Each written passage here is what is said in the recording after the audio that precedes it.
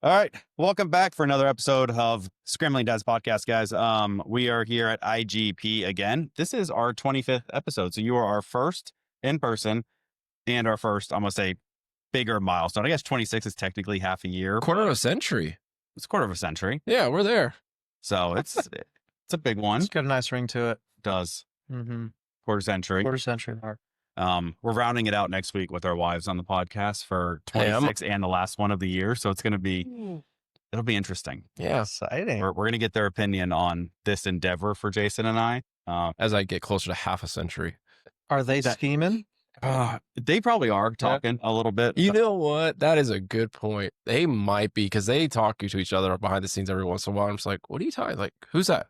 Casey? I'm like, Casey, what are you talking to Casey for? What kind of code is this? I don't want to talk about scheming behind the scenes when you kept you your know, Nardies from me.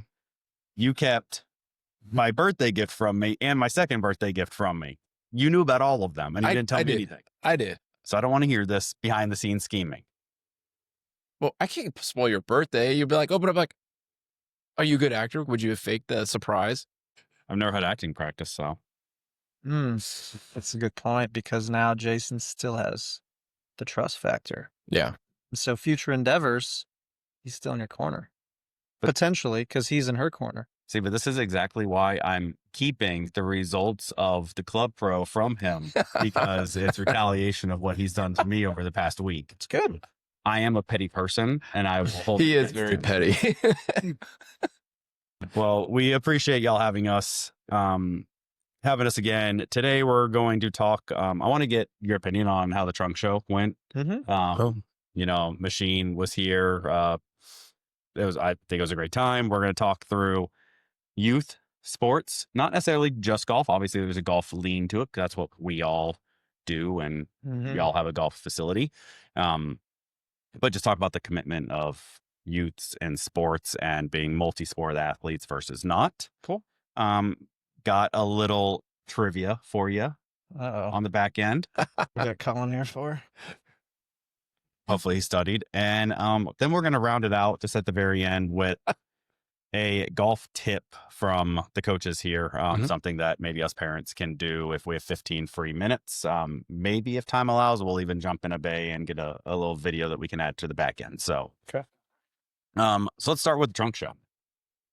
What were your thoughts on it? Great. Dude, Dave is a legend. Like we were just walking through the private side, went over the green, came back. One of the putters on the green caught my eye. I'm like, how have I never seen this? And this is just out of this world. It's beautiful. It's like a Machine custom limited edition version of an old Scotty Cameron Laguna with like these cool sharp lines. I told Colin, I was like, this looks like a Bugatti version of the Laguna. And it's just so sharp and it's got these nuanced details that I've never seen on any other Machine putter. So every day I see stuff that Dave has created and crafted, and I'm like always blown away because he's got so many projects. I mean, the amount of work that he has crafted up at this stage is unbelievable. It's a museum worth and then some. So just being in his presence and seeing his work and kind of seeing him take off in this next chapter with cool clubs and their modular fitting kit. It's really been fun to watch. He had some health concerns a few years ago, so things were kind of stagnant, and he turned things around and he's just crushing it right now, and couldn't be happier for better people between him and Travis. They've worked really hard to get here, and now they've got a long runway ahead of them. So fun times. I'd love to get Colin, your opinion. I know I said you weren't going to have to talk much. You're coming down with your allergies over there. Froggy. A little froggy. Froggy. But I'd love to get your opinion on Machine because I know you're Frankenstein of a process to get there with your putter. So I think you're a great candidate to talk through exactly what they do because I don't know many fully adjustable putters that are out there. Well, I think that's kind of the upside, and I have 3 of them, and I like all 3 putters. One of them I like more than the other 2 right now, but the one that I got like custom made, I did something maybe I shouldn't have where I wanted the head shape to look a little bit different than their standard offerings, and they're like, okay, cool, we can do that. I think it made some of the weighting and balance of the putter perhaps not as performant as it could have been. But the modularity allows me to like still tinker with that and get it to a spot where it suits my eye and feels stable. It's a work in process, but Well, and remind me, one of the issues you were having, loft was off, correct? it was just sitting really, really closed. Okay. Well, there's also the Indian component to the arrow conversation. Well, just saying. I wasn't going to get into I make a bucket. I wasn't going to get into the fact that Colin is a much better wedge player than putter, but Yeah. I mean, Well, look, Seen if an you- evolution. If you He's wedge it come a close, long you way. don't have to be a good putter. He has a good point. Oh no, Make define 3 good. footers all day. That's pretty good for most. Like 98% proficiency from 3 feet is not a given. Mhm. It's 2 average. well, that's why he has the machine putter now. Yeah. That's what it yeah, I mean, it's cool. I think Colin's riding this confidence high putting, which is really cool because he made a clutch putt a few weeks ago in some big event and it was on camera. So that's got to be like, Oh, that's cool. Oh, you yeah. know, just loud in his highlight reel. And it kind of reminded me when I was in college, I had a big putt that was meaningful. I thought I was going to make every putt for the next 5 years. Like every time I stepped up to a 10-footer that mattered, I was like, oh yeah, done it once. I can do it a million times. Mhm. You know, I was humbled, but it's a fun time. It's like if you've ever had the good fortune of making a hole in one. In my experience, it's been rare, but when I experienced that for like 6 months, Yeah. I was like, yeah, dude, that hole looks massive. I'm going to get another one. How many hole-in-ones do you have? Well, I had 2 in 1 week, Oh, wow. back-to-back rounds, actually. It was a span of like 26 holes or something. And I haven't had one since. So that was a long time ago.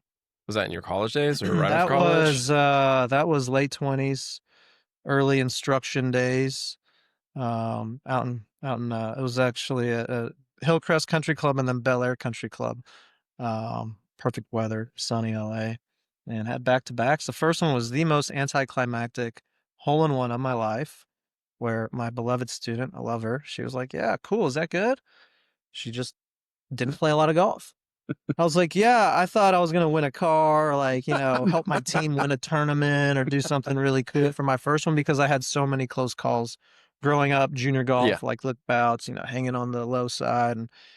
And so I was like, always thought it would be badass and it wasn't. And then, you know, fortuitous enough, literally like 6 days later, my next round of golf, 4-iron from 207 on 16 at Bel Air up the hill. Goes in. I just went crazy and the caddy went nuts and my playing partner went nuts. And it was actually in a match against my student who was a good player. So I got the flag and the signatures and the whole thing. And yeah, so for a long time I thought next one's coming. That passed. Hopefully this doesn't pass for you, Colin. Happy for you. The putting. Putting's Yeah. just The clutch putt. it's definitely The just clutch putt. it's definitely just a phase for him. It is just, So what is your opinion on the running to the green after a hole-in-one? Because I'm not going to lie, I'm 36. I don't know if I can sprint 180 yards without passing out. he'd probably If trip. it's a 130 hole, probably do it. 150 I'd plus, probably- I'm not gonna do it. I'd probably still tear a hamstring. I say you do The 200 up the hill, no? I say you do you. I had a teammate who he went and did like a full out dive into the bunker just short of the green. He sprinted. It was like 170 yards. Great player, stick, lefty. This was out in West Texas, and I watched it happen. And he just went into like a full Superman dive into the bunker. Did that hurt? He was like, you know, like a teenager. Like So he could bounce bounce out off the of it. ground. Yeah. He wasn't a teenager, but he kind of like, you know, didn't matter. He could have jumped on concrete and bounced up and been good. So it was a fitting celebration, I get that. you know? We're skipping around a little here, but I got to ask this question now because you said it. Said a stick, lefty. I had this conversation with someone the other day. He said, oh, he's a lefty. He's got a great swing. And my comment back was, if you ever seen a lefty that doesn't have a good swing, y'all are coaches. You've seen a lot of people. You don't call anyone out. You've seen a lefty that has just a horrendous swing. I mean, someone that has a swing maybe similar to Jason's. Pre-lesson, Jason. Oh, no, I was talking about your bad swing. Yeah, the pre-lesson. Yeah, pre-lesson Yeah. Jason. I'm trying to filter through all the bias and like I've seen so many left-handed swings in my life and I'm like, are they all really that good?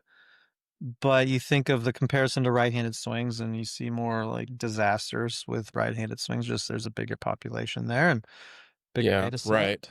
But I If you have normalize the data, It's funny, like there are lefty swings that just look so good. Even Steve Flesh makes like a janky swing look pretty good. So it's just a lefty aesthetic. I think there's a- I think there's something I to think it. there is. I think It there's just something to it. right, just something to it. Okay, but we had this. Perhaps lefties in general are better athletes, and they're sort of ambidextrous to a certain degree. 2 Why points are you just here. building Colin's head?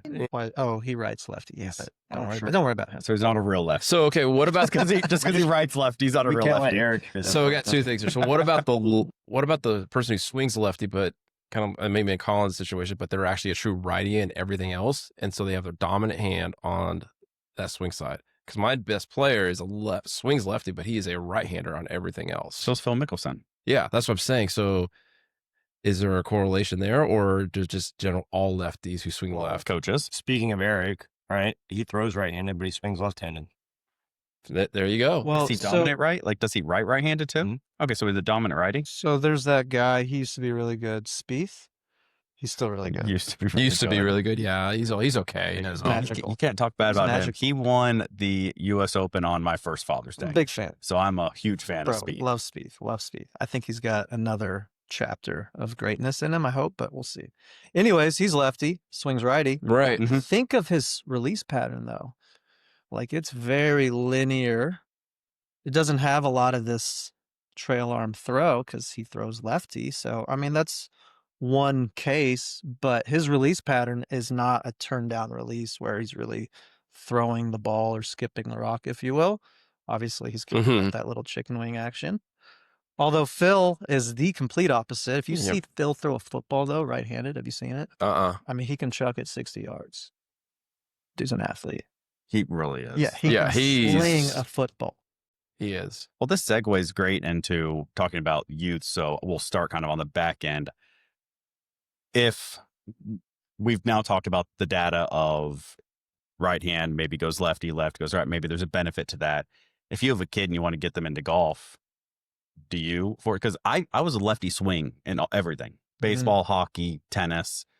Golf is the only thing I swing right-handed in, but I am dominant right-handed. So maybe that was a limitation of clubs back in the 90s when I started playing.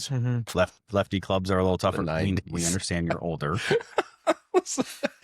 But you're talking like you're old now, like back in the 90s. I'm just saying, like, lefty clubs were not as popular in the night. It was harder to find a set, especially for a kid. Still kind of is. Yeah, it actually is very hard. See? Peyton had the same issue when she was going through it. Yeah. So, I mean, if you were to give advice to a parent, would you maybe push them into doing that, knowing it might be better for their swing long term?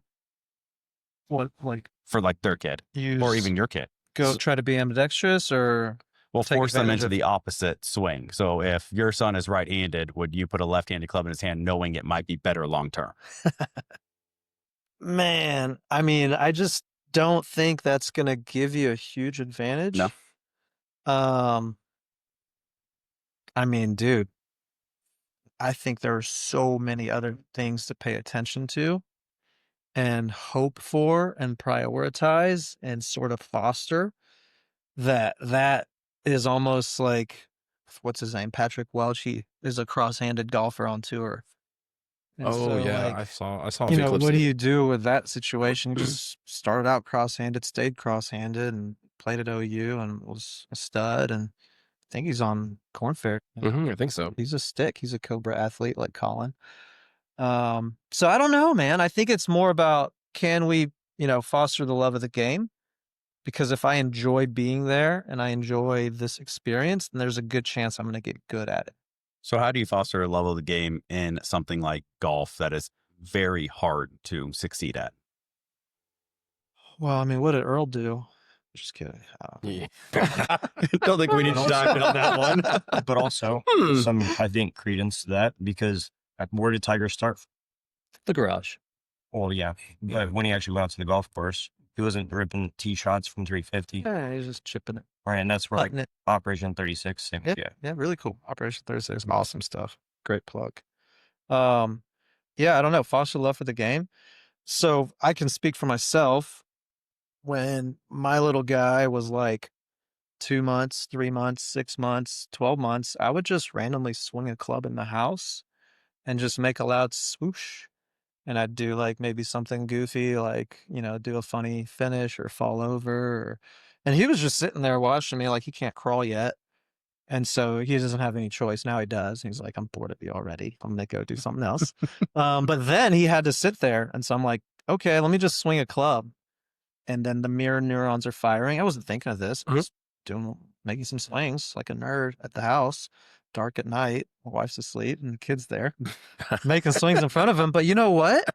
Like he liked it. He's like, oh, and he liked the noise. I liked the swoosh. And then I'd chip a foam ball and then he'd kind of like watch the ball fly. And then I'd throw the little foam ball at him, little foam golf balls. And then he'd throw it back. And then we got him a plastic club and he started whacking the foam ball on the ground. And then, there was a nice little progression, and Colin witnessed all of this where he's just like, they say, oh, he's a natural. But yeah, he just kind of stepped up and whacked it. So that being said, he's 3.5, and I don't know if he loves the game. But, Podrick Harrington said it best. He's like, dude, take your kid out there, and if they're tired after one hole, go in, have a soda pop, and enjoy your time out there. Don't force them to stay for 9 holes. They don't have to be out there for 9. Maybe they'll work their way up to 2 holes next time, and then 3, and then 6, and then maybe they want to stick around and actually play 9. But if they want to quit after 1 hole, or they want to go in the sand trap and rake a bunker, and then they want to go in and have a soda pop and some popcorn and just enjoy some time there with you, and they just associate that with a good positive experience that has no expectations, yeah, I think you're on a good track. And then hopefully they see the ball. I mean, I'm fascinated by it. It's like, dude, like hitting a golf ball it's fun. Yeah, no. It's a novel thing to do. I can speak with that. I'm going to tell you stories like Miles. He's almost 2. And, at home over the summer, I would just sit there and I'd throw YouTube golf or tournament golf on. He'd sit there and be fascinated. And then, I swing the club in the house and do all the fun things. Got a little putting mat, and he got a plastic club, and he's just golf ball. And he just wants to play it all the time. Drives my wife crazy. She's like, he's always wants golf ball. And he can actually hit it pretty well. And he's like, honestly, hits it better than her. That's awesome. Like he sits there, he lines up and he goes, checks the line, and he'll whack it. And it's just like, okay. And we went out a few months ago, just really quick to a local course. And it's like, let's just go play. After like 4 holes, like I didn't care. He's like, he's getting tired, getting frustrated. Like, all right, let's go. Like we left. It was evening. So exactly to your point, like enrich it, but don't force it. Yeah, exactly. I think that's the hard part for any parents raising kids these days, because there's so many options and the attention span of kids is half of what it used to be, if not worse. I mean, we talked about this a few episodes ago when we talked about the average screen time, like when you're watching a reel, and it's like over 100% less than it was even 2 years ago. Like it might have been 2 minutes then, now it's like 45 seconds before you got to capture someone. So it's just hard to get kids, because the kids that do stick with it, they progress even in that one season that your kid might take off because, they want to go play baseball or basketball. And so at what point do you almost force them? I mean, I don't like using that word, but like my son, he wanted to stop playing baseball a few seasons ago. And I told Casey, I was like, no, he needs to play. He's not going to do anything. And we're glad we pushed him, because he ended up getting pushed into being a catcher and he loved it. And now he's one of the best catchers in the league. Yeah. So at what point do you kind of also have that force? And it's not, every kid's not going to be the same. What was the turning point for him? Was it the position change? Did he just find a liking to it eventually, or make friends, or have success? Like what was the shift? I think part of it is he found a team that was good. We took him off the team he was on. We took a season off. He wanted to continue not playing. And I said, no, like he needs to get back into it. He needs to play something. So we found a new team, and he hit a blast. Yeah. Nice. So better coaches. I think so. Yeah. But he found the passion, and now he loves it, and we can't get him to stop playing. That's awesome. So at what point do you feel okay pushing your kid? Well, I mean, I feel like sports are important, like, or some sort of activity like that. If it's dance or piano, whatever, they need some activity. So that's the part I think you have to force, not like you have to do this specific thing. Just do something. Yep. You can pick, but you got to do something. I think can't think of his name. It's like Patrick Bet David or something like that. And he says at the dinner table, the first thing he asks his family and the kids is like, "What did you fail at today? Oh, Like, what did you try and not accomplish, and what'd you learn from it?" So, like, well, I tried to say hello in Spanish and I butchered it. Okay, like right on. And so like that mindset. Yeah. So it's just challenges and growth and, not being afraid to fall on your face and understand that you can learn from that and grow from it and then apply that to anything you decide to do, whether it's an instrument or a physical pursuit or something like coding or whatever. So take on those big challenges and don't have that mindset where if I fail, I'm not good. Or if I shoot a high score, that means I'm not a good kid anymore. Yeah. Right. mm-hmm. Or I'm not as good as I think I should be because I'm the number 2 kid on my high school team. Like, it's just so much easier said than done, but it's like you really don't want to define yourself with the results and the outcome. Mm-hmm. But then you also want to, foster a mindset where you do want to be competitive. Lee Trevino's like, you got to be a dog, man. You got to be mean. And I'm like, I can resonate with that too. Like Scheffler is no slouch out there. He's hyper competitive, right? Yeah.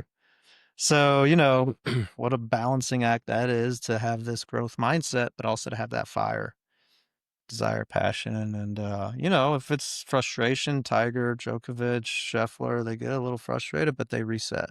Mm-hmm. So they're like okay with their emotions, being excited, being fiery, being disappointed. And they just kind of keep moving along. Mm-hmm. Well, last time we kind of talked about there's a benefit to being cross-functional athletes. There's a lot of movements and everything that's kind of the same: baseball, hand-eye coordination, basketball, hand-eye coordination, right? You have all these sports. There's certainly some sports that I think are easier to take a season off and not fall behind your class versus others. Golf, I think, is one of those, like, if you're not practicing, you're getting worse just because it's a ton of muscle memory. So you have a kid that wants to take a season off golf, what can they still do to not fall too far behind the class? Because like Tripp played golf for a long time. He's in lacrosse. And I promise you, if I went out and put him in his age group at, this Ewing junior league type stuff, those kids are shooting pretty well, driving the ball 50, 60 yards farther than him. And a lot of it's just because he doesn't put the practice in. So how do you still foster that practice while being committed to another sport? How much time do we have? As much time as you want. This will go down the rabbit hole bad. I've seen it all. Like I've seen kids play baseball competitively for a long time and dabble in golf and play a little bit here in the summer. And then, there's a kid here in Frisco who's like top 5 in the country and going to Vandy, and he was a baseball player for a long time and just, enjoyed the game of golf with his dad during the summers and became really good at baseball. And now he's just super, super elite and humble and down to earth and absolute all-star.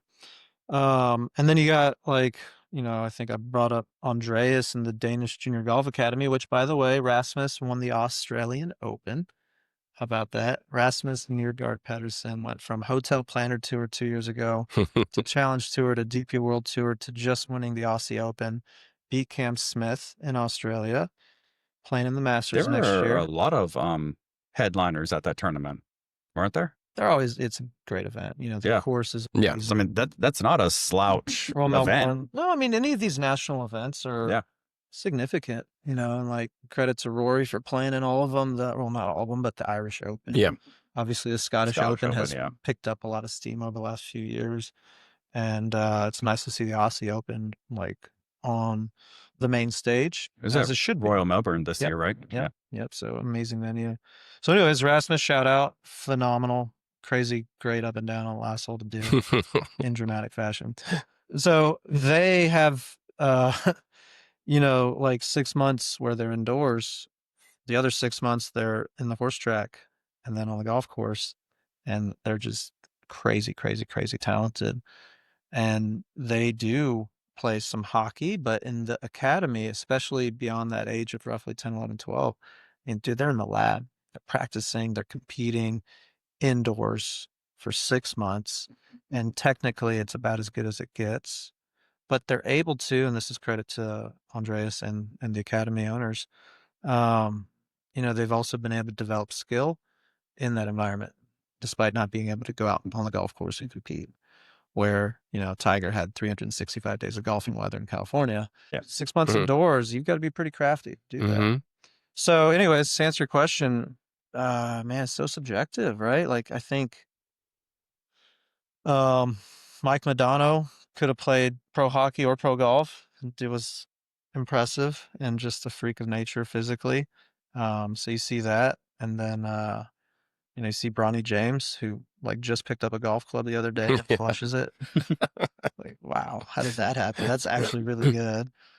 Steph Curry's. So he doesn't have his Curry dad's things. swing. No, bro, way better, right? Oh, gosh. I've seen that. Oh, Sparkly LeBron's eyes. swing is so I have not seen Bronny's, but I've seen the other, and it's bad. it's rough. Bronny can move it. It always shocks me when you have like these elite athletes and then you watch them do something that they're not used to. It doesn't have to be golf. It could be anything. And we're all that way. I mean, you see me throw left-handed and I look like I've never touched a ball, right? Just funny to see these elite athletes that know how to move their body and play at such a high level be bad at something. Yeah. But it's almost like they've crafted so much their muscle memory coordination to that specific skill, which made them that elite at that sport. It's like the mental neurons are just not firing to coordinate this timing in the field for another sport. So, for two things, in my opinion. First, well, one, they say muscles don't have memory, and so patterning and activations and all this stuff, it doesn't just remember, but you develop this skill to adapt and apply these athletic skills, maybe in other endeavors. And then you take you take skill development at its core. Like, you just can't not be super gritty and passionate and somewhat obsessed with being a great golfer, because it requires so much. Like, how about just learning how to read greens at one golf course versus another in different seasons and different conditions and different times of day? And then, extrapolate that to playing in different types of grass, different types of sand, different pressure, different time zones, different continents, so on and so forth. It's like, man, you have to be competing at a high level for a long time. And I think great coaching is a huge factor in that pursuit. And, you see even these guys at the highest level, Carlos Ortiz, I follow him diligently. He's just continuing to pursue more. He's still curious. It's like Victor Hovland, to a fault, is so curious. He's gone through like 8 coaches and then sometimes ends up back at the first one. But he's just like, I'm obsessed with trying to find that 0.01% of improvement while he's already at that top 0.01%. So there's something to that, right? Yeah. And, how hyper competitive is Scotty and obsessed with improving, and, just he spends 7 minutes or whatever just gripping the training aid before he hits the ball. I was just about to say that. And he does it every day. It's funny because that's one of the first things you fixed when I started seeing you was my grip and my wrist position. And it's just crazy that's... And your trigger? Yeah, something that simple Yeah. can change your entire swing. It's crazy. Mm-hmm. Yeah. But Jason, you brought up a good point on these athletes maybe focus on one thing and they're elite at that. So that brings me to 5th hypothetical I'm going to throw at you, I guess. Say I have a kid that loves golf, but I know, hey, you need to do other stuff too. You need to, let's pull you away. What sports do you see translate the best for growth in golf, even though it's different? Whether it's hockey, baseball, basketball. Hockey's awesome. Mm-hmm. I mean, you're in this inclined plane. You kind of live here. You really learn how to use your feet and stabilize. You really learn how to use your rib cage and stabilize the pelvis and rotate at high speeds. And then you've got the hand-eye, you've got the finesse and the feel, and then you've got this angled stick that's somewhat reminiscent to a golf club. And it's no joke that hockey players are, they pick up a golf club. It's pretty phenomenal. easy. Yeah. They So do that's make fun. some of the best. We had that conversation early on in the podcast. Ex-hockey players make some of the best amateur golfers. Like, you go watch the AT&T Pro-Am and all of those. Yeah. And there's so many good hockey players. Colin Steinmetz. I mean, Applied to some of the that's basic not- mechanics, and that's they can not the figure first it thing out. that comes to my mind, but, Colin's getting an Pitchers? ego boost today. Right? Pitchers and quarterbacks. Quarterbacks, Brady's pretty good. Bart Mulder I back hear in the Ro- day I was hear really good. John Romo's Smoltz. kind of good. Rum's good. Yeah. He's all right. Yeah. And for some reason, like kickers, soccer players. I always like soccer players. Okay, so Hopefully, how does that one translate? Yeah, the that's interesting. pivot, the lead foot, Okay. the way they land in the lead foot, Yeah. stabilize and post and then kick. And they're they're creating a lot of rotational force. And they've got this depth perception with a ball that's on the ground. Right. So that's Makes sense. spatial awareness.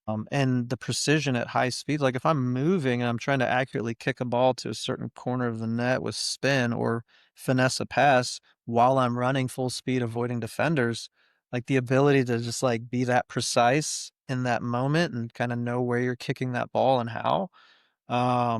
There's a lot of hand-eye coordination going on there, foot-eye coordination. And so yeah, soccer and like NFL kickers translate to golf. Great. I guess I never It's a really thing. considered that. You are doing a lot of similar hip rotation, clearing your hip to squared so you can kick a ball properly. I guess never correlated that to a golf swing because they just don't use their arms at all. So, Well, it's kind of like what Ben says, tilt the opposite way you're going to turn, right? So soccer players tilt their short out as they kick and they're going left. So sweep it right in. They are. They're actually, Yeah. they're leveraging, they're extending. So hammer throw would be very, very similar biomechanically. So not one that you see very often, but the hammer throw applies. In that case, can you imagine like a javelin I was thrower? just about to say javelin. Bro, like the thoracic extension, the strength, throwing mechanics, bring it on. I'd assume discus falls in that category because you start to learn how to rotate your body and its body awareness. That one's an interesting one because but you're It's a kind of little- internally rotated. All right, they don't have this. Yeah, your arm is in a different position, but the You are release and the hips are very adducted. similar. Yeah. I mean, In terms you of are creating that type of force and right. power, yeah. But then it's like, okay, well, which which athletes are the worst at golf? Basketball. Well, Other than is this Curry? there's a few, Dave Curry. Or which types of athletes? Like if I see muscle bound linebacker, or like we've had a tight end who is like, you look at him, you're like, oh, bro, that's like the LeBron James of tight ends. This dude's an absolute chiseled beast. And, the club speed isn't great and like not. And so it's interesting, right? Super athlete, strong, but like, swings it slower than your grandma. I mean, I guess you can. There's probably like segments within sports, right? You look at not outfield. Sorry, you look at like a basketball player that there's parts of it that are probably good. Hand-eye coordination is obviously amazing. Mm-hmm. Being able to look that way while dribbling here.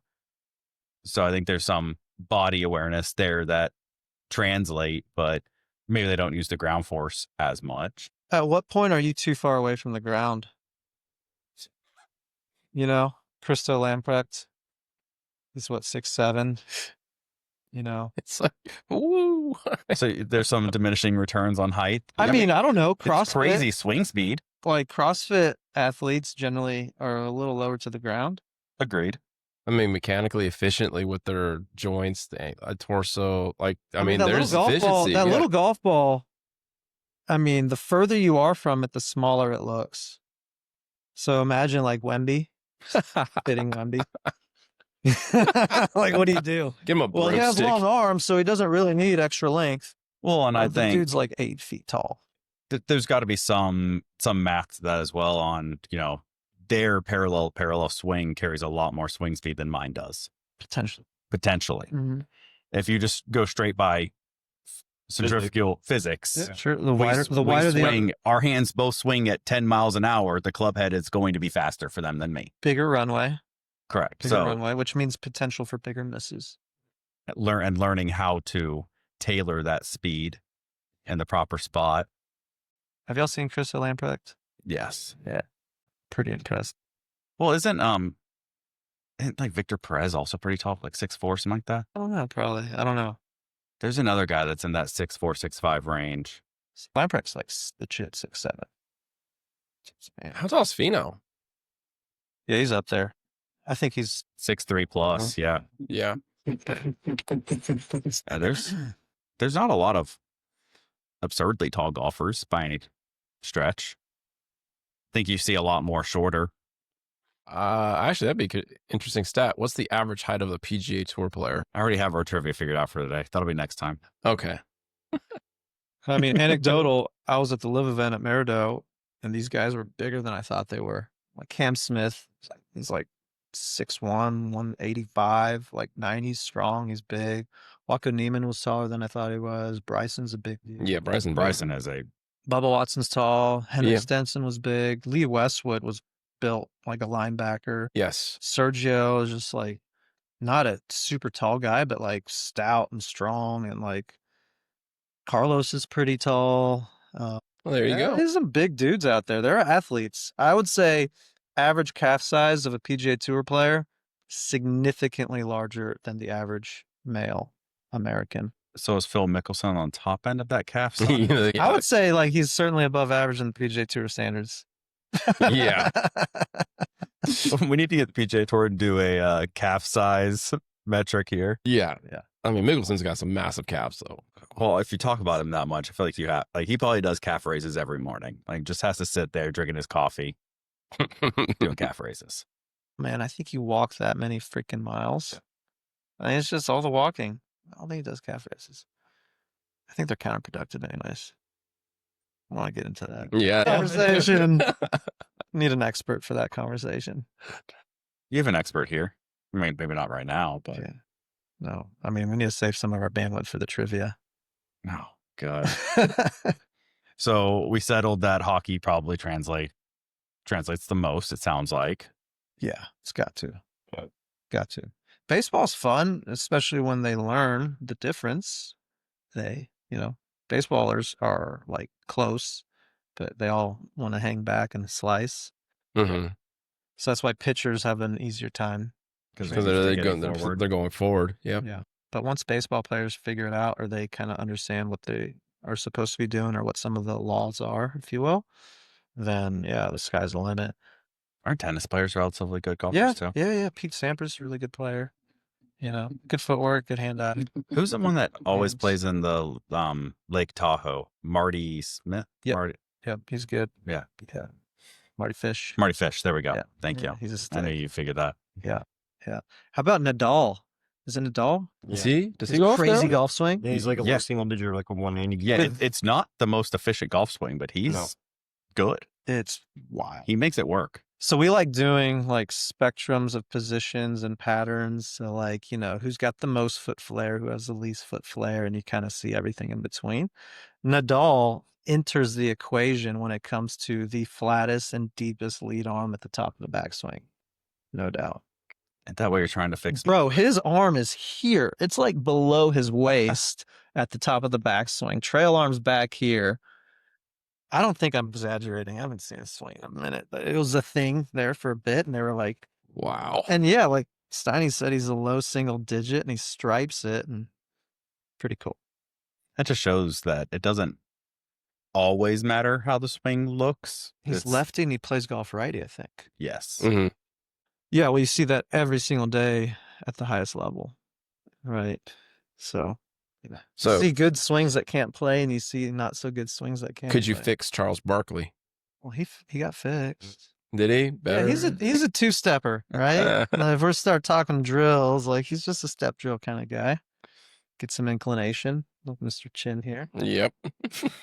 But for him, it was like just flow. Actually, it was so. Actually, I think it's probably all correlates.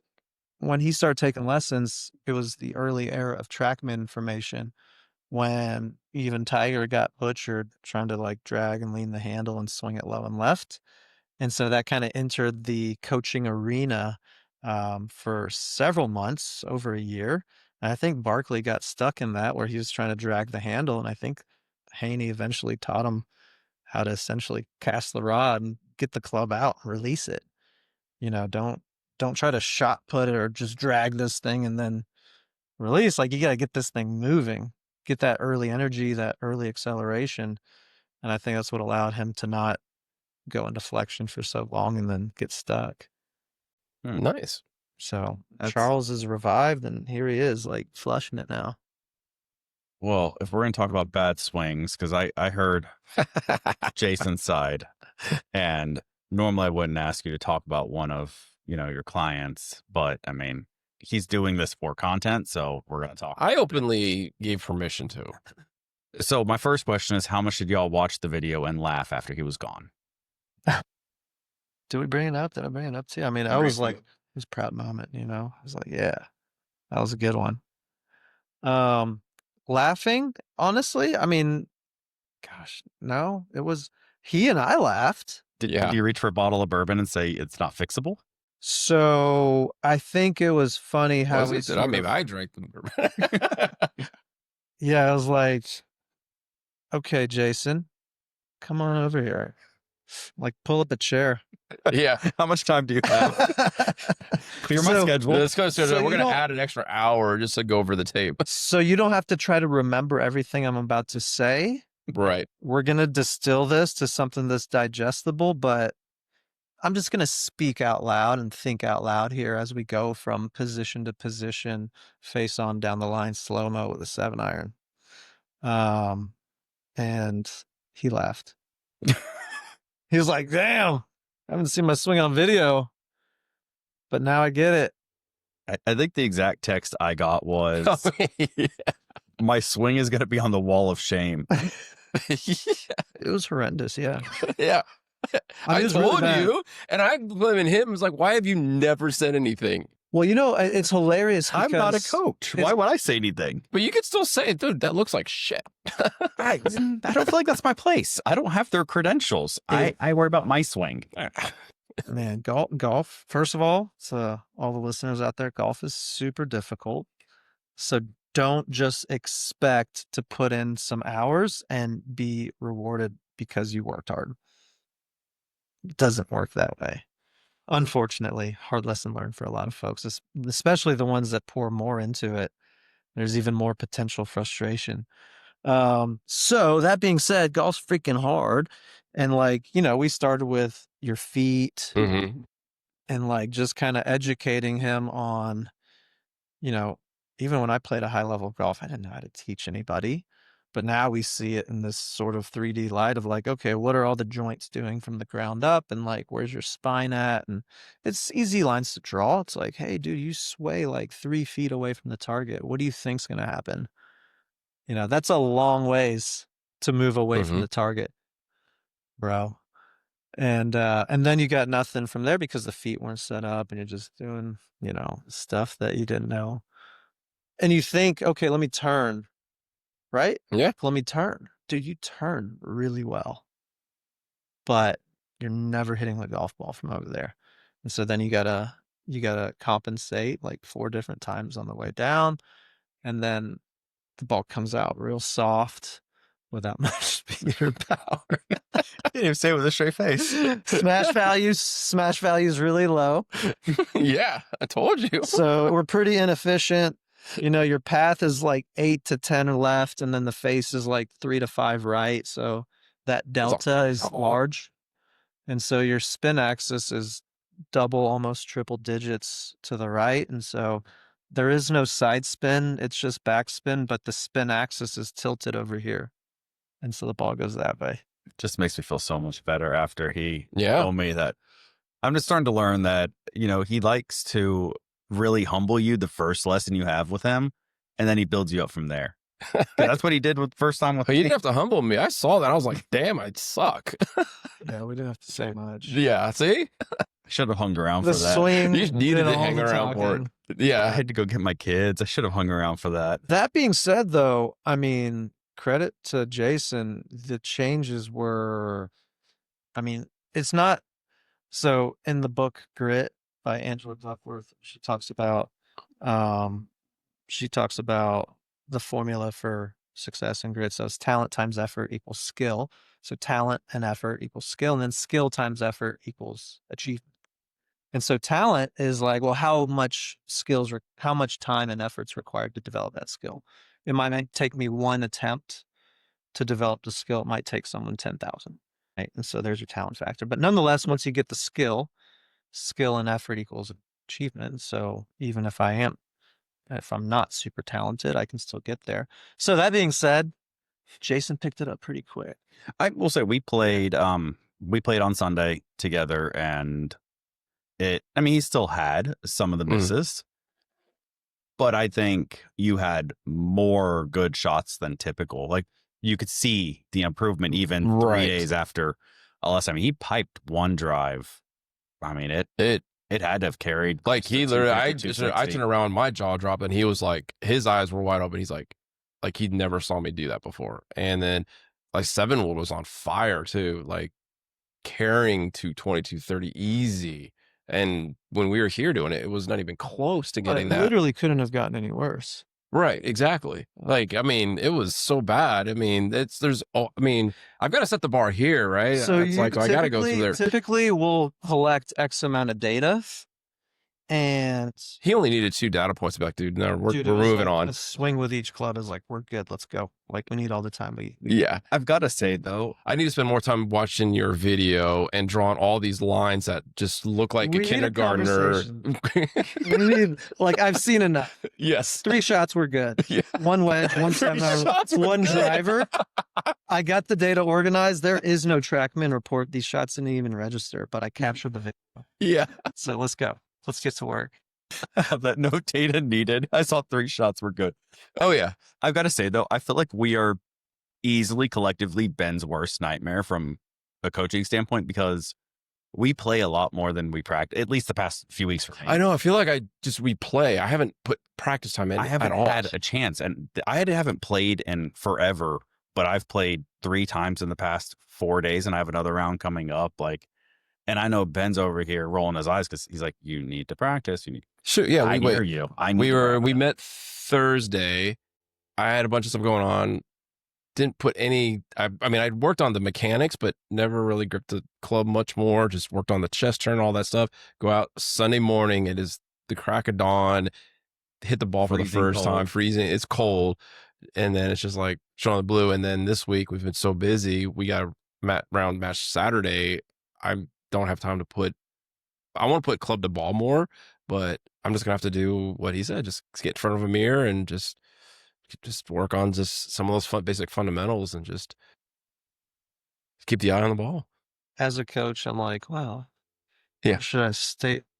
Yeah. I know he's sitting here Should going I say, the honeymoon phase is going to end soon, boys. and the golf gods will prevail. And on the other side, I'm like, yeah, let's go, boys. Like, we're rocking. I am fully prepared for the bottom to fall out at some point. So I'm still digging my way out, so I'm fine right now. Rock bottom, bro. I'm still down. I'm still down here. See, so this is the dilemma we're having. We're trying to figure out a format for Saturday's match because we got 2 buddies coming with us. One of which is, he knows them. I don't know. Marcus is a 19-20-ish, and James is somewhere in the 15 to 16 range, I think. So we've been trying to figure out, okay, do we do a 2v2 scramble? Do we do a 3v1? And my exact statement to Jason was, if you ask me today if a 3v1, them scrambling against me, if you ask me today, I'll take you on all day. But just what you said, the honeymoon phase could very well end between now and Saturday. And it tanks because I just do terrible. It's possible. My past 3 rounds, I've been hitting the ball great. Yeah. No, that's good. But it could fall apart. So, but see, here's the thing. He's got more to lose. I've played him enough with him enough. It's like I've matched him for like 4 or 5 holes. So I only have a few blow up holes. So then if I could keep it steady, he feels the pressure because I know I'm got nothing to lose. So I'd be curious to see if we did a 3v1, if I came with my pseudo D game, if it would put pressure on you. The new Jason. I'm feeling confident. You gave him a lot of confidence. Well, I think, I don't know what he's doing at home in front of the mirror. Hopefully it's good. No, here's the other thing. It can't get any worse, any of us want to know what Jason does in front of him. Only improvement. I will say though, like my body, we've talked about how I ache, the pain and stuff like that through the old swings and stuff. But after Sunday, my muscles and my back all felt different in a good way. Like it was a different activation through the obliques, through the spine. So I know, I wasn't probably perfect on every alignment of the shots because I know some flailed, but as a whole, it definitely was a step in the right direction. Speaking of aches and pains, you know what sucks when you go through a swing change, or with you, it was grip and wrist. I've built up calluses in different spots than they're starting now. So I have areas that are hurting on my hands because it's like, That's I've been playing for so long and I Yeah. have calluses, but now, now I got new calluses for me. They're moving in a different spot. Yeah. It's like, I noticed that when I was playing Nice. today, actually, after, third round in good. 4 days, I was like, oh, okay, that hurts a little bit. You know, that's interesting. I mean, look, it's like even when you're playing, I try to tell students like you still have so many opportunities to just get good reps in. If all you do is make really good practice swings all day, that's progress. If you get the ball in the hole and fewer strokes, great. Sometimes you can improve your pattern and not necessarily play better golf. Mhm. You might get overconfident and start picking targets that you shouldn't be picking. Who knows? Like there's a lot of reasons to not score better. But obviously there's an opportunity to, it's just so gratifying when you start hitting it better. And you see, okay, normally from 150, my average proximity is like 20 yards or 30 yards, whatever. And I just hit a couple of greens from 150. Okay, that's pretty exciting. Well, and that's what you and I talked about last week. And that's all I focus on these rounds is pre-shot routine. I do the exact pre-shot routine before every shot, exact same putter routine. And I've started playing about 15 yards less on every club because I'm not trying to swing hard. Like before the podcast started, you're asking me what speed are you running at while I'm actually playing. But if I'm going to put a speed to it, every swing is 70 to 80% max. Yeah, nice. Because right now I'm just trying to really focus on the swing. Mm-hmm. So I'm definitely 10 to 15. I don't know if you noticed that we were hitting some of the same clubs into some holes because You were taking some off. Yeah. Yeah. I hit a pitching wedge. Granted, today was really bad on wind, Right. but I hit a pitching wedge, which is normally a 155 club for me, to a 120 pin today. Everything was soft. You had command over it. Yeah. Yep.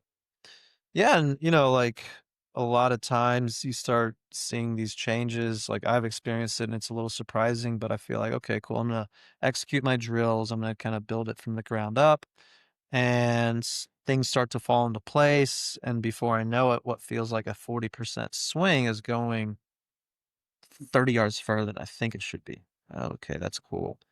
And then things are happening there where the efficiency starts going up, the dynamic loft starts to come down a little bit, and the ball comes out hotter. That happened. And then I kind of will build it up and they're like, oh, wow, I can actually hit it further with a little less effort, a perceived effort, because things are just more synced up. Yeah. And that happened. That's a real thing. But certainly, like Tiger got really good at hitting a 7-iron 150 yards.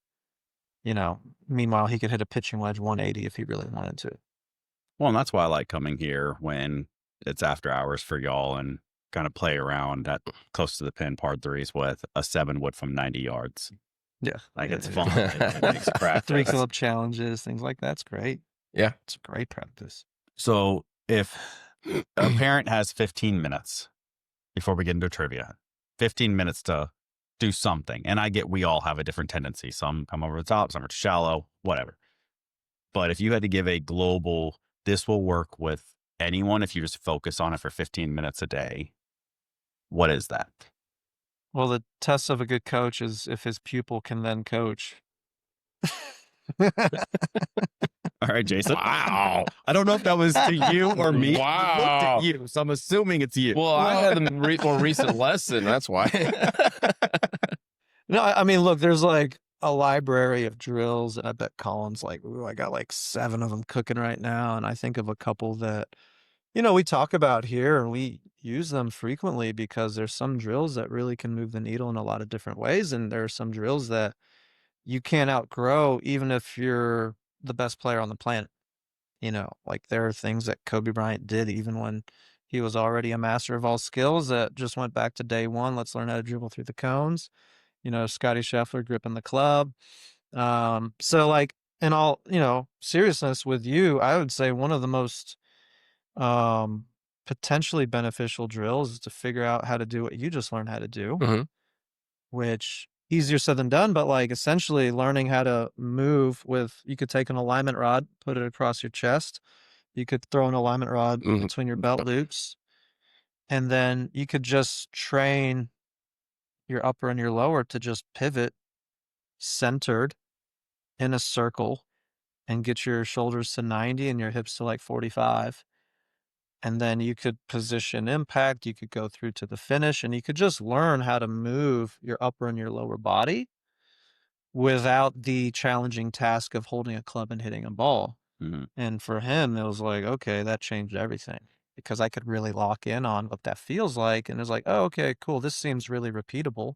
I think, did we do the shadow at first? I was just gonna say, Yeah. even like you can use lighting, you just step outside and use a shadow, and then with the setup that we had, it's just hey, turn, and then it's like the first couple of drills, like and like with you, like sometimes your head would sway. It's like he's like, all right, do it, all right, your ears are shadow, it didn't move. You're just like boom, Yeah, put boom. like 2 golf balls around the ears and said, right now, you move like this, right? And so he basically would tilt to the right and turn, and his right ear's down here, Yep. his left ear's up here, and he's like 3 feet away from where he started. And so it was like, just move, like, I don't know if I cued you with left shoulder down or something, but don't let your ears move outside of these parameters. And he just self-organized it, and he did it like first attempt. Yeah. And everything It's else really cool. Just in everything else there, and cleaned it up. just goes like that, and it was So we got But- you like feet a little flared. left foot flare, Discussed what's happening, what you're doing, and then set him up with the easiest drill where if there's light and there's a shadow, he could, you got the cheapest training aid on the planet. If I have 15 minutes and I'm cooking dinner, stirring some pasta, You don't even have to be outside. Just use the lights just in the sit house. there, get in posture and focus on rotation. Yeah. So without demonstrating it, it was essentially him learning how to, so you get a little technical here, but as humans, we can rotate left and right. We can laterally flex or side bend left and right. And then we can flex and extend, forward and backwards. So I've got these ranges of motion. If I can do all of those within a relatively normal range, essentially, if you've got limbs and you can walk and you can do that, you can swing a golf club, and you can swing a golf club well. And so it was teaching him how to, when he's standing, if he turns, all is well. You can just turn and stay in place. But once you start to forward bend your spine, once I start looking over the edge of the pool, if all I do from there is turn, it's going to look like this. And so I can't just turn. I've got to do other things. I've got to side bend. I've got to extend while I turn. And so for him, it was like, well, let me learn how to side bend and extend a little bit, which is, really not that difficult to do. And then he didn't have to think about turning, and he picked up like 20 degrees of turn. So got your shoulders to 90, and it was just like, your head is now level and centered, and you've basically stabilized the axis, which is the spine. And so we say you're maintaining this inclination to the ground. I'm not changing that inclination dramatically, because if I do, it's as if the ball's moving. Yeah. But if the axis is stable and I'm pretty much level and centered and the center of my eyes are on the golf ball, then the odds of me striking that little object goes way up. And then it positions the joints in other ways to where you start seeing the tour players do what they do. Things start to make sense. Like, oh, okay, now I know why that builds up power and timing and sequencing. And, now you can use a pitching analogy, or, you can start tapping into some of these powerful patterns. One that we hear all the time with one of our training aids that we use, a heavy rope Mach 3 product, is I feel like I'm using my bigger muscles. Right, like I can start to kind of stabilize some pieces. There's some pressure points that keep things moving within tighter degrees of freedom. And then I've got bigger muscles that are working where I can feel it, like him. It's like obliques, and like I feel a stretch instead of stressing the joints. And so that's cool, because now you've got these feels and activations and bigger muscles working that are, positive reinforcements for what you're doing. And so if you feel better after a round of golf, you feel stronger, you feel like you're using these bigger muscles. And, a big thing that we do is we actually activate before our lessons. So it's like, a little Theragun, some basic activations, 6 to 10 seconds. kind of get things fired up. We activate the hands and the arms and the upper body. And, we go through a pretty easy 2 to 5 minute warm up that actually gets these muscles engaged. Whereas, if I'm sitting in the car for 30 minutes and then I roll out and try to hit a full 7-iron, it's not how the pros do it. Well, I'd like to get my hands on that type of warm up because I don't warm up before I hit the range, right? Yeah, I might do some little 30-yard chips to ease into it, but there's certainly no like focus on activation, especially when you say hands. Like I grab a Hands, well, glove. even just like, I know, I've seen other guys do it, but then when we were on the wall and you put the hands and, getting putting the pressure points, so you could do that against your car. You could do that against your car. Just get out, put your hands against the car and do that same golf cart. That sounds like part Yeah, of our anything. next lesson is how do I properly activate before practice and or round. Yeah, and you don't need equipment. Yeah. I mean, it's great. And those are really nice activations. Isometrics is what they are. And these isometrics have a function. And there's this like nice build up to, okay, I go through these isometrics. I strengthen my grip and I start to move within, this sort of centered and level rotational pattern Yeah. where I'm not swaying side to side. And then I, set the club up and I know exactly what to do and where to go in terms of my roadmap and my intentions and my feels and my body physically being ready to go.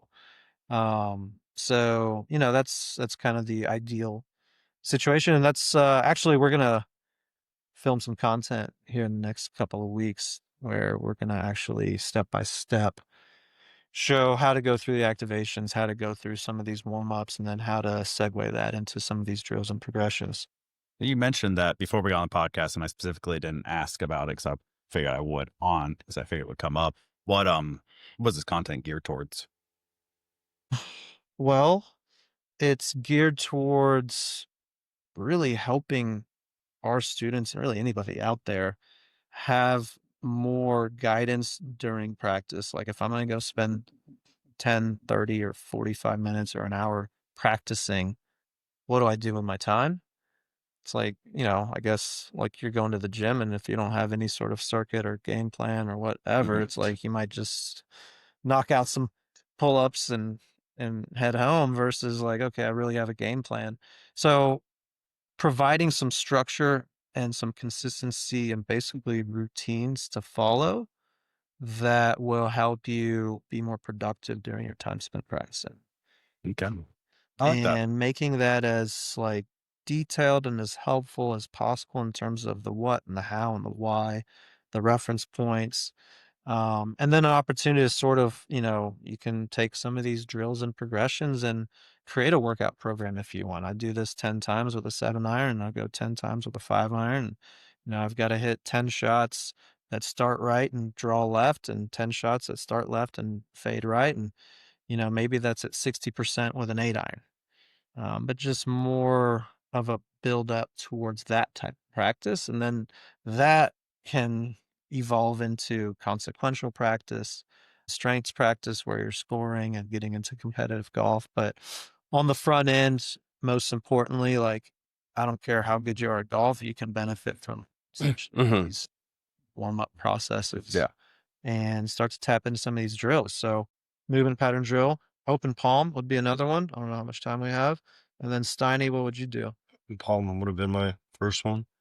Two-step. That took it. Two-step with open palm. Hey, now we're blending drills. I like it. That's a good one. Two-step open palm. I need to master open palm first. Oh man, that's a good one. That's a tough one. It is tough. People struggle with that. It's really hard. My goal, we talked about last time, my goal is to be able to swing at a high speed with the open palm. I mean, I'm probably like 20% right now. It's also known as hell drill. Yeah. So I don't give it the diabolical name, but I think it rings true. It's freaking difficult for a lot of people. It's hard. So it's pretty gratifying when you get good at it. I will say this, just getting good at it doesn't mean it's going to translate to full speed. So there's a progression there, but man, it's a great drill. Two-step open palm. What else? Bowler. Bowler's good. I do like bowler. Bowler's a good one. Bowler. Well, let's get in trivia. We said we might do video after. We'll figure that part out, but hopefully this isn't challenging. Hopefully it is. You got three of you. I know you got three of you here, so hopefully. Wait, I'm in on this. Yeah, you're in on this. I've already done like 3 trivia. No, it doesn't matter. We're sticking and staying with golf. Top 10. This is our trivia, so it's a category. I have a list of the top 10. You don't have to name them in order. Oh boy.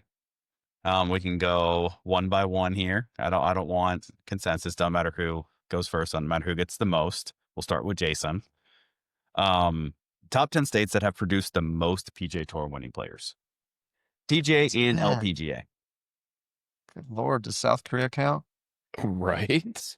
Got to be I mean, got to be US. that is damn near US. Got to be US. So what was the top state? Top 10 states that have produced the most PGA. Can we collectively answer this, or is Jason going to try to knock out some? Oh, we're going one by one. There's no talking here. Texas, Georgia, Florida, Florida's California. one of the other- I'm not answering until we get a To an official I gave you answer. 5 gotta right be. there. I mean, I'm going to go with California. We got to go California. That's number 5. You got to go Texas. You got to go. Number 4. You got to go. Florida's number 1. Okay, I think Arizona's up there. It is not. Oklahoma. It is not. I think Georgia. Georgia's number 8. Okay. Ohio. Ohio's number 3. Ooh, good call. New York. Newark. New York is not on there. I think not many northern states probably would. How about North Carolina? Number 6. South Carolina. Number 7. I figured you were going to get those pretty quick. So you got 3 more. Washington. Nevada. Nope. We're going to go through all 50 states here. Um, We cross off Hawaii, cross off Alaska, because that ain't going to happen. North Dakota, South Dakota, nope. Montana, Idaho, nope. I could see Louisiana. Nope. Damn. How many do we have? You Where we at? have Georgia, South Carolina, North Carolina, California, Texas, Ohio, and Florida. Set. Nebraska. 3 remain. You got 3 remaining. No. Michigan. Michigan is number 9. Oh, Indiana. Indiana's number 10. Oh, Illinois is not up there. No mas. No mas. We got Let's one make it a good more. One more. Tennessee, Kentucky. We said Nebraska, Kansas, right? No, it can't be Nebraska, Kansas. Oregon. Mm-mm. You said Washington, right? I think you I did said say Washington. That's a no. I said Nevada, We've guessed nearly every state. Colorado, I'm thinking Northeast. New Jersey. Nope. Virginia. Nope. I know we got to be headed that way. There's not much left on the West Whoa. Coast. Hawaii? White. No. There is, Is there one more on the East Coast? Give us a clue. I'm not giving you geographic. There is one that you are. We've did the you West are- Coast. There are some big players that have come out of there. We've already covered the Huge, whole like, West Coast. Major winning players through history.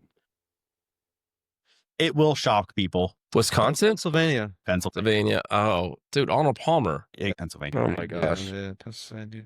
So that is so in this order from 10 to 1: Indiana, Michigan, Georgia, South Carolina, North Carolina, California, Texas, Ohio, Pennsylvania was number 2, and then Whoa. Florida number 1. Who else came out of Pennsylvania? Jim Furyk is out of Pennsylvania. Rocco Medier, I didn't know Ed Rocco was there. Dudley. I don't know King. So there's a handful that came out of there. So it was most PGA Tour wins or most PGA Tour players? Tour win. Tour wins. Sorry, players that have won on tour. Players that have won on tour. Yeah. So tour wins didn't come. It was just players that have won on tour. Okay. Well, we struggled through that one, boys. Just a little bit. We got there. I needed a little bit of struggle. Couldn't make it easy. I figured you'd get the 7 that you named first. I figured those are pretty common golf states. The Michigan and Indiana surprised me a little bit. Indiana especially. Michigan has good golf, but Indiana surprised me Yeah. a little bit. Mm-hmm. Then obviously Pennsylvania. I don't know that I would have guessed anyone other than Mm. Arnold Palmer. Arnie. Jim Furyk I knew was from there. So that's about it. Nice. Got a little bit of questionable, like Iowa. I mean, you got Zach Johnson, but technically I think he's a Texas guy now. So I think some people argue that. He's an Iowa boy. But he went to, he's from Iowa. Yeah. So. I classify him as Well, good. Well, we might jump in and do some of these drills just to tack on to the back end. But otherwise, we appreciate y'all's time again. Yes, thank you so much. Yeah, happy to be on. We love doing this. We're rolling into the holidays. Yeah. So we'll be back, I guess, probably mid to late January. We'll be back here. But we look forward to continuing the relationship. Look forward to the content that you're rolling out. Pretty excited. I'm just selfishly, I'm excited for it. I am too. So we appreciate it. As always, everyone, available on Spotify, YouTube, Amazon, Apple, every Wednesday. We are releasing videos now every Thursday. This week, I'm totally blanking. What is this week's? Was this David and Goliath? No, David and Goliath is next week. Or Adair Manor? Yeah, I think it's Scramble. Yeah, the one where you put it in the trees like 3 times for me. No, that was Bethpage. Okay. So we got Scramble coming out tomorrow, David and Goliath next week, and then first Club Pro should be in about 2 weeks. So cool. Awesome. Tune in. We appreciate it. So this is the 4590 drill. It is not that.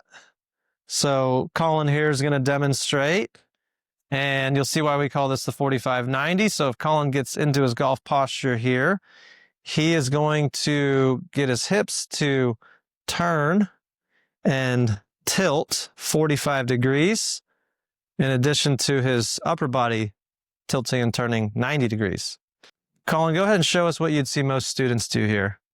Yeah, so you see a big sway there where the head is moving. The shoulders are turning, but they're not slanting, right? So this upper club is very flat versus building in some slants here. All right, so this is a great way to give yourself some immediate feedback. 90 degrees, this should be pointing just outside the golf ball, whereas a lot of folks will end up flattening their shoulders. Now his shoulders are pointed at my chest. Meanwhile, the golf ball's on the ground. So this teaches us how to turn while maintaining this inclination to the ground. And you can also see that Colin's head is staying level and centered. So those are the keys here. And then you can actually work from top of the backswing to halfway down, match things up, and then you can start working through impact and beyond. And now you've got 90 degrees out of the hips from address to finish, and you've got at least 90 degrees with the upper body. So this actually gives you basically a roadmap for the entire golf swing. And great drill because it takes away the challenge of the golf ball and compensations, and you can really truly hone in these basic movements. It's just a matter of coordinating it and then building more and more speed, and then obviously adding the club to this particular pattern. So that's it, Colin.